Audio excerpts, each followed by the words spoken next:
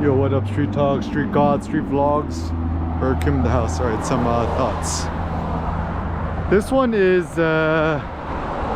don't compare. So for example, I really like the new Hyundai Elantra N. I think it's super cool.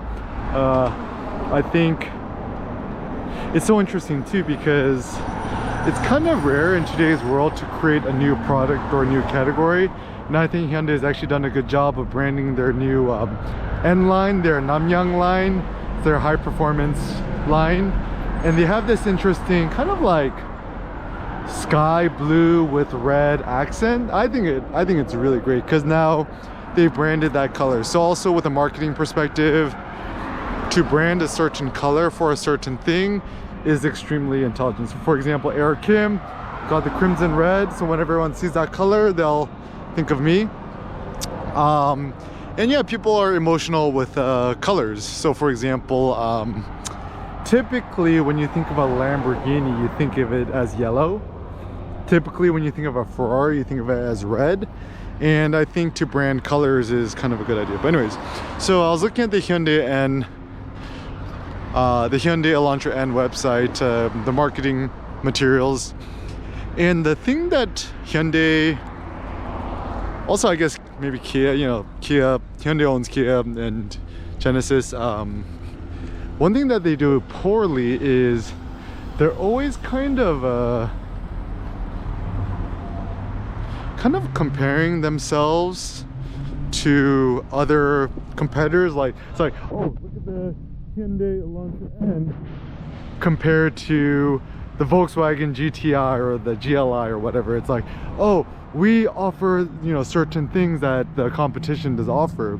But I think that's kind of a bad base strategy because first and foremost, like I'm looking at I want to focus on the Hyundai Elantra N, and then suddenly I'm thinking about the Volkswagen GTI, so I'm about to leave the site to do it. And then also the bad thing is that you don't want to compare because it kind of misses the point. You want to focus on yourself, and by comparing yourself to the competition, you actually lower yourself, you mediocritize yourself, rather than elevating yourself.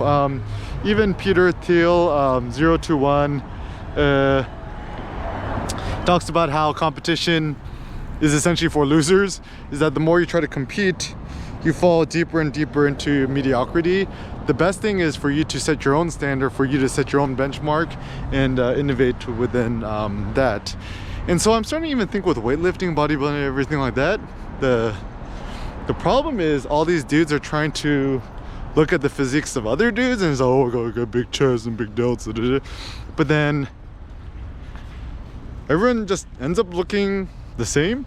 I was even playing Street Fighter 2 at the arcade, and then he's like, it's so funny because the notions of physique change, right? Like E-Honda, nobody wants to look like E-Honda. E-Honda is swole, whatever, but nobody cares for that. Nobody wants to look like the Incredible Hulk. It's kind of more when your physique is that big, it's more comical and stupid looking than anything. We want to look more like I don't even know. I mean, growing up, I liked Iron Man, I like Spider-Man, I like Sub-Zero.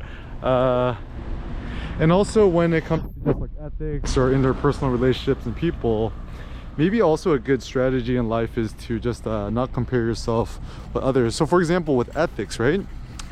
There's this notion of fairness, like, oh, you treat X person this way, and also likewise, I would appreciate you treat me this way as well. But the problem with that is that once again, you're kind of lowering yourself to the standards of others, and then in fact you want to really become the new lofty level.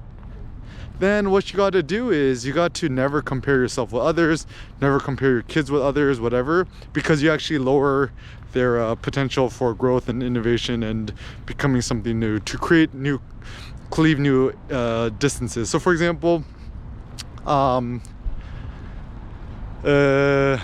let's say with diet, health, nutrition, right? It's like, oh, I don't eat that unhealthy. Look at that guy, he's eating McDonald's hamburgers all the time. It's just like, that's kind of not a good comparison. Even with cars, it should just be its own thing, right? Like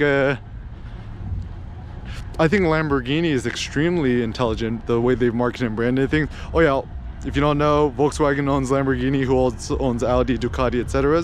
And Bugatti. I think they own Bugatti too, yeah. Lamborghini doesn't say that we're better than Ferrari. They're just kind of doing their own thing. So the more you try to compete, the more you try to compare yourself with others, I think you're going to lose. Set your own standards, set your own vision, and just ignore everybody else.